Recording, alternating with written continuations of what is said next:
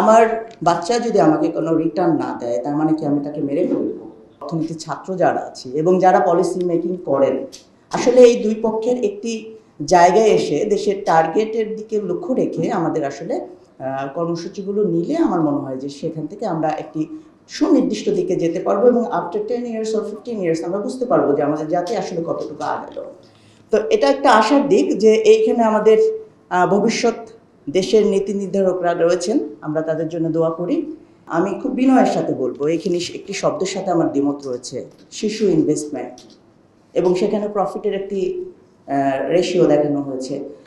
অর্থনীতির ছাত্র হিসেবে আমরাই এটা হিসেবটা বেশি করে থাকি, কিন্তু আমি যদি একটু প্রশ্ন করি, আমার বাচ্চা যদি আমাকে কোনো রিটার্ন না দেয় তার মানে কি আমি তাকে মেরে ফেলবো?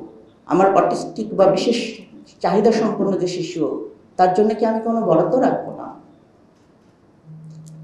আমি খুব এই শব্দের সাথে আসলে আমি আবেগতাড়িত হচ্ছি।